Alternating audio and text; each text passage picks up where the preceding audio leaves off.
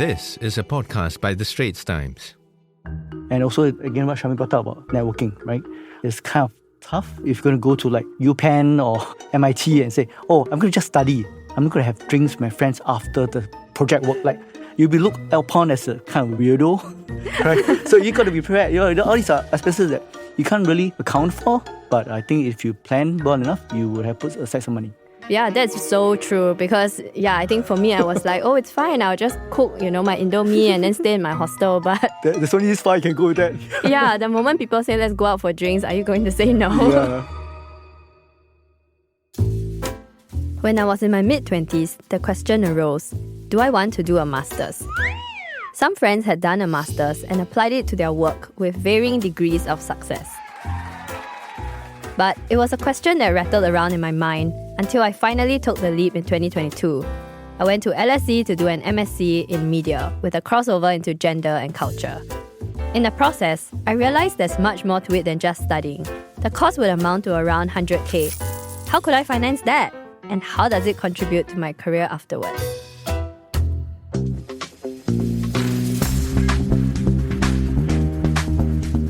Hi, I'm Charmaine Tan, and you're listening to Headstart On Record.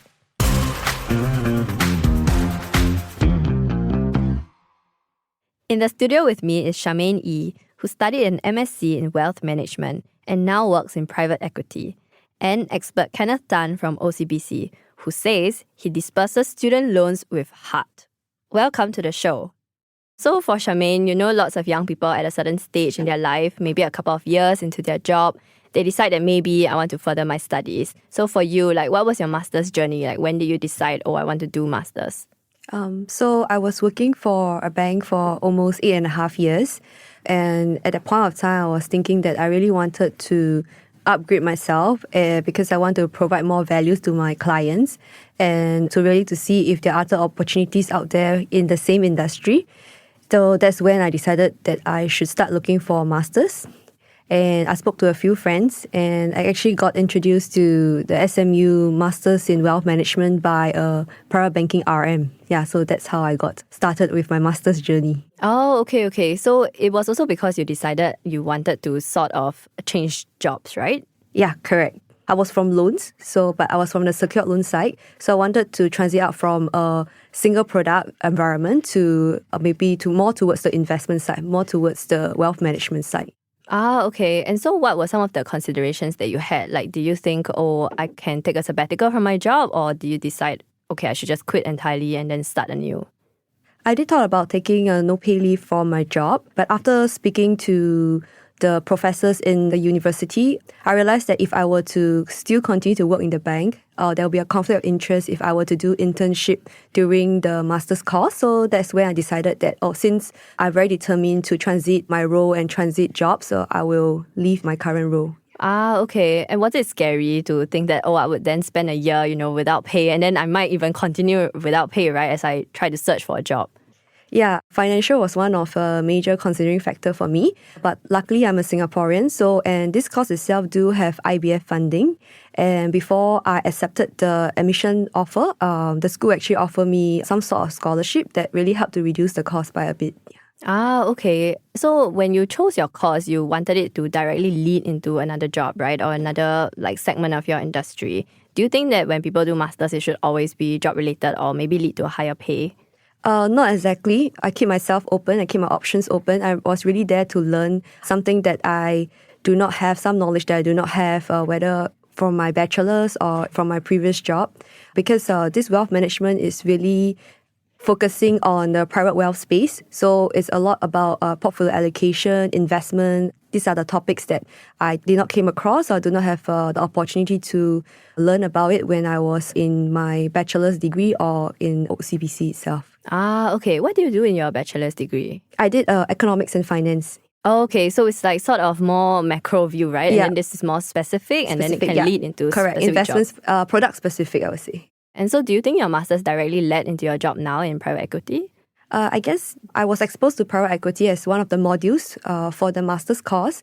And I think it really interests me, this particular investment products. And I think I would always like to specialize. So I specialized in loans previously. So now I want to specialize in an investment product because I'm someone who believes that if you're really good at something, that's how you excel in it. Okay, so that's so interesting because it's kind of different from me, right? I also worked for like about 7 years in journalism and then I decided, I want to do a master's. But I think for me, it was more open. Like at one point in time, I even considered an MBA because, as a business journalist, I thought maybe an MBA would be helpful. Is that something you consider as well? Yes, I did consider MBA, but after evaluating, I think MBA is a bit more generic and I really wanted something that's more specialized. And I was also looking for the right network in the course itself. So after speaking to the private banker that has recommended me this Master's in Wealth Management, she did share with me like the people or the students in this course will be like senior management from the private banks, from the external asset management firms or even private equities firms. And these are the people that I really want to know so that it will be very helpful for me for that job transition itself. Okay. So you really did your research and you went deep into it. You had considered so many things. That's right. Okay. I mean, Kenneth, for you, do you think that people should do an MBA if they want to work in finance or is it more open? Personally, I would think that it's a function of passion, interest, as well as affordability, right? I'll start with the last item, affordability, right? I think in terms of financial planning, it's critical when you talk about pursuing a further degree. You have to ensure that your master's degree or whatever further courses you pursue can indeed support you in the longer term, right? And having addressed that, that can be done through personal financial planning, means you budget amount way ahead, or in terms of education loan, right? Which we actually do offer, and it's actually a rate that's affordable to the customer. Next is actually the interest and passion, because I do believe personally that if you have no interest in the topic at hand, it's going to be a struggle, right? Be it a year or be it 3 months, right? It can be a huge struggle. I've actually attempted those certificate courses and diploma courses after my degree, when I'm working. So as what Charmaine rightfully pointed out, to pursue a course while working is indeed very stressful. Right, I can personally attest to that. So ideally, you should have the peace of mind to pursue your studies so they can complete it on time and with the necessary grades that you want to achieve. And I think it's a very good idea from her, right, to pursue a course that enables you to network. I think in the working life, networking is as important as the academics. With the necessary networking, it can actually get you further in your career, right? So whether to pursue a MBA or MA or a Master of Science, like I said, again, comes back to the passion, right? Because if you have a passion, you can achieve in what you want to achieve. And the financing is really, I won't say secondary, but it's supporting. Right? It's a supporting element. Yeah. That's so interesting that you talk about passion because, I also had a cost consideration with the MBA, right? Which I guess we can talk about later. But one of my biggest considerations is, do I want to spend 1 whole year studying this? Or do I want to spend 1 year having fun instead? Something that I genuinely maybe care about or I'm passionate about or I want to delve deeper into. So for me, I did an MSc in media with like a side crossover into gender and culture as well. So yeah, it's so interesting that you mentioned passion because that was directly my experience. And I think, do you see people actually, like in Charmaine's experience, right? Do you see that the master's has led to them getting a different job or step up in their career or higher pay? I think, again, back to her point earlier, right? If you want to transition from one job role to another, having the necessary credentials will be useful, right? Useful, but it's supporting again. Back. So Charmaine has a passion. She wants to meet up with the relevant people, the necessary industry professionals. So that is a very good step. In fact, actually, that's, if you ask me, that's a critical element for pursuing a further degree. It's always about networking, right? So networking, the passion in that course, in that field, that will help a career growth. And I can't see a better example to illustrate why a further degree is useful. Yeah, so Charmaine, what were your networking experiences like? So in my cohort itself, we have a good mix of foreigners and locals. We have a good mix of senior management from the private banks and from external asset management firm. And we also have clients that are running their own single family office, which is the up and coming trend in Singapore. Because I think for this decade itself, we are seeing like the greatest wealth transfer. So I think this course really prepped me and my classmates to prepare for this wealth transfer and to really have the knowledge and to gain trust from clients so that they will choose us over the other RMs. Yeah. Okay. Yeah, I mean, networking is also a very important point, right? I think that's something that maybe we don't think about when we think of doing a master's. Like the first thing we think about is the certificate and the qualification. But the whole experience of it itself is something that's quite unique and quite exciting, I guess. Yeah, I think for myself, like, because I went to London to do master's, so the networking there was also really interesting, like meeting journalists from like Latin America, from so many different places, and then being able to kind of like widen your network. Yeah, as you said. Okay. I think a big thing about masters is funding, right? I think when I wanted to do a master's, I didn't fully realize just how much it would cost. And it came as quite a shock when I tried to do the calculations. And I went around asking my friends, how much did your master's cost? How much did yours cost? And it's so difficult because they're all different according to the course, according to the school and the location that you go to. So for you, Charmaine, can you break down like what was the cost of your master's? So for the course itself, it's about 60,000 before GST. And there's a month that we have to go for exchange in Switzerland and US. That's from your own pocket. So I think the average expenses for that 2 weeks trip is about $5,000 to $10,000. It really depends on the accommodation and the food that you eat and so on. Yeah, so it's about 70,000 for myself. I spend on the course. And of course, other hidden costs, opportunity costs is the income that I will not get because I left my job for this master's itself. So there's like the tuition fees and also the additional course fees, right? Like, when you go for overseas experiences and all that. Yeah. Okay. And in terms of your master's, because you were in Singapore, your accommodation is still, like, it's not something that you had to cover. Correct. Then.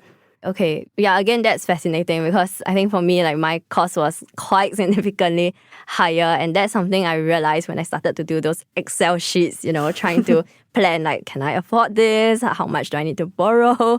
I think for overseas, for the MSc course fees, it came out to about 26,000 pounds. So in Sing dollars, that's like 50,000 Sing dollars.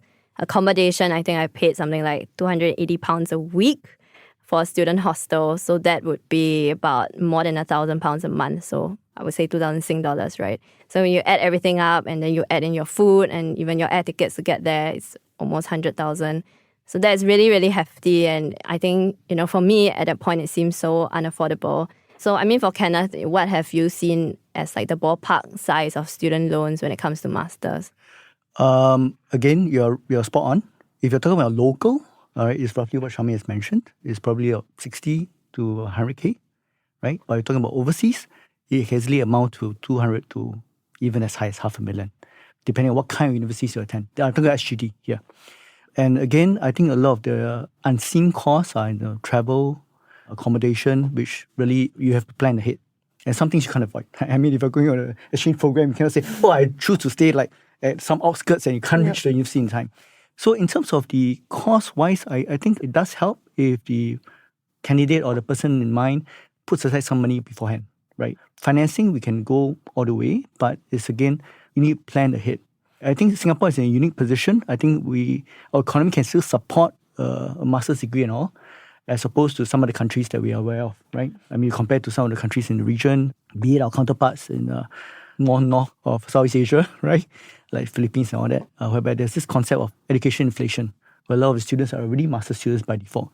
Now, whether the economy can support, but I think Singapore is quite unique. Our economy is still quite strong, so we can support master's education. Also, in terms of, you have to imagine how long you have to stretch out the repayment, right? For most of our education loan, right, when you come in, the payment is progressive upon disbursement. Okay. Right? So hence, it's kind of staged out rather than a one-time lump sum. But even having said that, so like what Charmaine has highlighted, you have to calculate the amount of income you forego and your personal finances at that point in time. So whether you can kind of balance off. Yeah. And what are the avenues that people seek for funding? I guess, bank loans is one of them, but do people also like take their own cash or do they borrow from parents? The favorite one in Singapore is called mom and dad financing. Okay. Right? I think Singaporeans are very fortunate. I think by and large, again, this concept of wealth transfer is very true. I mean, I'm still hearing in the US, right? You have the boomer generation who is passing the wealth on to the kids. I think it's no different from Singapore. I think a lot of my parents' generation, I'm not going to reveal my age, right, of the stage whereby they can transfer their assets to the younger ones. So hence, I don't think affordability is that much of an issue at this point in time, but I cannot foresee the future for my kids. Okay, right? yeah. So in let's say, for example, another 10, 15 years' time, it may be a challenge for them to pursue unless they have started early to put aside money. Yeah. Because education costs are rising, right? Yes. And in terms of like, for example, if you go overseas like I did, I think my accommodation cost is so much more than what my peers, for example, they paid when they were 25, like let's say 5 years ago. And I mean, for my accommodation, £280 a week in a student hostel is already quite terrible. Some of my friends actually paid £500 a week in a student hostel as well. So, it's all like quite ridiculous kind of amounts, right? Which if I need to jump in, right? So I've known of my friends who actually have bought apartments in Melbourne and in New York, or just to plan ahead. Wow. Right. So the kind of financial plan they have in mind is that they purchase the place and then they kind of lease it out. So when the kids are ready, they can, inverted comma, lease to the kids. Free of course, right? The debt is lifelong, so the kids have to pay them back. That's a very smart move. Yeah. So these are the ways that as a family you can plan ahead for the kids' education financing. Yeah. Okay. And Charmaine, for yourself, how did you fund your masters? So I actually did set aside some money for the masters, but I'm very thankful for the Frank education loan because it really helped to ease some of the cash flow because I have unexpected expenses that came out during my 1 year of master's course. So one tip for all the people that is looking to do their masters, even though you might think that, I've already set aside the exact amount of money for the master's course, I think it's good to explore educational loan as a backup plan. So it's because we might not know what will happen and we do not want to panic halfway through the course because of money, you see. Can you give an idea of the loan? Like how long does it take you to pay back? And like what sort of like interest is there, if any? To be honest, I'm not very sure because I trusted my friend in OCBC, Jonathan. Yeah, so he's my advisor to the loans. I just signed. Okay. Shout out to Jonathan. And our loans are very, very reasonably priced, right? Okay. That's right. Yeah, I think what you said about hidden costs is interesting though, because like for me as well, I realized that insurance is a thing, right? When you study overseas, you actually do need quite a lot of insurance to cover not just the overseas education. Maybe you want a term insurance, for example, to cover that period for your parents or for your loved ones. Yeah. So yeah, I think I realized that it really was quite a cost. And I think for myself, I applied for many different scholarships. And in the end, I went on the SPH scholarship. So I guess that is also one way of funding. So probably in terms of planning for further education is combination of financial tools. One of it is obviously scholarships, right? If you can get it, great, right? If you can't, then how do you balance it off with some level of financing from the banks? And happy to say that for OCBC, we do cover the insurance bit as well. So insurance can be covered under the loan that we offer to the students, right? Especially through the school. And in terms of accommodation, we actually do cover that too, right? So it's all about finding out from your banker what's the loan coverage so they can well prepared. And I agree with Charmaine totally, right? The fact that you want to hold some cash in reserve because you don't be caught short. For example, you suddenly have an opportunity to travel to Google or some other universities or some other institutions to do some experimental work. You don't want to miss out the opportunity. Yeah, so having that cash on hand is useful. Yeah. Okay, so the banks do offer like a whole package sort of student loan, is Yes, it? yes. Oh, right. Okay. So in a way, it's like every single aspect is taken care of for you. You don't have to do it yourself. I think we operate under the auspices of what MAS detail, which is really is about education. We can support the customer. And for the education loan, it's actually exempted from the typical rules of unsecured lending, which means the banks are allowed to even support you as long as for education needs, over and above what you have in terms of your credit card, etc. Yeah. Okay. So in the sense, the criteria is different for an education loan. It's what we call exempted loans per se. Yeah. Okay. And from a financial planning perspective as well, how can people prepare for masters, right? If they say, okay, at this age, maybe after 5 years of work, I want to spend 100K on a master's. How do I start preparing now, like 5 years earlier? I will say personally, probably have a cushion of about 30K, right? 30,000 at least just a standby as a starter. And then really work with your relationship manager or your personal banker to say, hey, really on a per month basis, how much are you comfortable with to afford, right? That will put you in a good state because you can't go in clean with $0 in the backup. In addition to that, I think also take account into all your finances currently. A lot of times, myself included, sometimes we don't take into full account our daily expenses, including what we need to pay for our, let's say, undergraduate degree or even for housing today, right, in Singapore. Then when we go overseas, we get caught short, right? So the point is plan in total. Okay, yeah. And I think what you said about, not making it such a tight budget is also important, right? To give yourself leeway, especially if you're overseas, the traveling sometimes is something you need to do. And also, again, what Charmaine brought up about networking, right? It's kind of tough if you're going to go to like UPenn or MIT and say, oh, I'm going to just study. I'm not going to have drinks with my friends after the project work. Like, you'll be looked upon as a kind of a weirdo, right? So you got to be prepared. All these are expenses that you can't really account for. But I think if you plan well enough, you would have put aside some money. Yeah, that's so true because, I think for me, I was like, oh, it's fine. I'll just cook, my Indomie and then stay in my hostel. But there's only this far you can go with that. Yeah, the moment people say, let's go out for drinks, are you going to say no? Yeah. And actually, a large part of that whole further education is about that. So I can't emphasize enough about networking because especially if you go overseas for your education, right? The whole point is that you want to connect those guys, to the men and women, because ultimately, when you go into your new career, or you will transition to the next phase, these are the people you can rely on and tap upon to grow a career and to grow a professional life. Yeah, because it's so true that the experience is not just about studying, right? Yes, definitely not. Like there's so much more than that. And I mean, there's networking, there's also making friends, and you never know when in the course of your work or your career in the future, you just meet these people again or you end up speaking to them again. Yeah, okay. So Charmaine, I think you mentioned you worked a full 8 years, right, before you went to do your master's. So did you find that there were some other issues in transitioning back into that kind of school life? For me, I think it was quite an easy transition because I'm quite a studious student. Yeah, so I do enjoy studying. But for some of my classmates, they did mention that, it's very tough for them, especially for modules that are more technical and not so relevant to the real world. They find that it's difficult for them to pull relevance to what the professor is sharing to their current job. So I guess that it might be one of the challenges that students may face if they were to be working for 10, 20 years and they're very into the role that they are currently in and they go back to school suddenly for a master's. Yeah, I think that was a bit of my struggle as well because going from 7 years of work, right, straight into school, and then you have to read all these long essays and books on Foucault and things like that. My other classmates who were, they were fresh grads, they were 24, 23 years old for some of them. And they were so ahead of me and I was just spending my nights pouring through all these books trying to catch up. So yeah, I do think those are things that people don't really talk about, right? The fact that you have to juggle sort of your practical work experience and then with the kind of academic rigor that might be unexpected after so long out of uni. If I chime in here, I think there's value in having worked for several years before you go to do a master's. Simply because then you can apply that newly acquired academic knowledge with the experience that you have. Right? A good example is, if I may quote, is I've known of friends who have worked for a few years and gone to do masters in sociology or even a master's in MBA, right? And they found that the conversation with their classmates or the conversations that their classmates engage in are a lot more mature, a lot more relevant and practical, right? I think that's a real value add.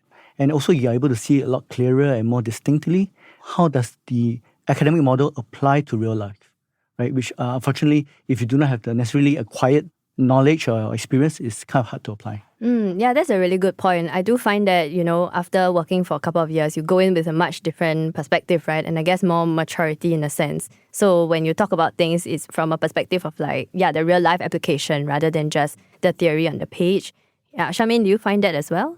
Yes. So one very good advantage about studying the Masters in Wealth Management is my classmates, some of them that came with a lot of experience, especially in the wealth management, they're able to share with us their real life experience, the things that they go through, and they're able to share in the real life, it's like this and this. It's not so much about what we read in the textbook. So people like me who are very new to wealth management gets to learn a lot from both sides, the textbook and as well as the real examples that are shared by the seniors. Yeah.